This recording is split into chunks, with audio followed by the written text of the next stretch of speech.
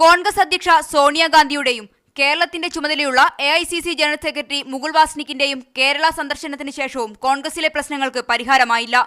I group ആഭ്യന്തരമന്ത്രിക്കെതിരെ പരസ്യമായി വീണ്ടും രംഗത്തെത്തി. ഗ്രൂപ്പ് രാഷ്ട്രീയത്തിന് പോലീസ് വകുപ്പ് ഉപയോഗിക്കുന്നുവെന്ന ആരോപണമാണ് ഐ ഗ്രൂപ്പ് ഉന്നയിക്കുന്നത്. TP കേസിലെ സാക്ഷികളുടെ കൂറുമാറ്റവും സലീം രാജിനോടുള്ള നിലപാടും ഡാറ്റാ സെന്റർ കൈമാറ്റ കേസിലും ആഭ്യന്തര വകുപ്പിനെതിരെ ഐ ഗ്രൂപ്പ് പരസ്യമായി നിലപാട് സ്വീകരിച്ചിരുന്നു.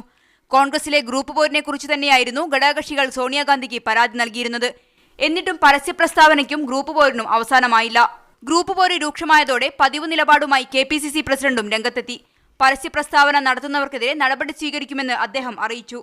ഒരു നേതാവും പരസ്യമായി ഇനി ഒരു തരത്തിലുള്ള പ്രസ്താവനകൾ നടത്താൻ പാടില്ല. അങ്ങനെ നടത്തുന്നവരുടെ പേരിൽ കർശന നടപടികളിലേക്ക് പോകേണ്ടതായ സാഹചര്യം ഉണ്ടാകും. കേന്ദ്ര നേതൃത്വം ഇടപെട്ടാലും പാർലമെന്റ് തെരഞ്ഞെടുപ്പ് വരെ ഗ്രൂപ്പ് പോര് തുടരാനാണ് സാധ്യത. തെരഞ്ഞെടുപ്പിലെ സ്ഥാനാർത്ഥി പട്ടിക ലക്ഷ്യം വെച്ചാകും ഇനി ഗ്രൂപ്പ് പോരെന്നു മാത്രം. മീഡിയ 1 തിരുവനന്തപുരം.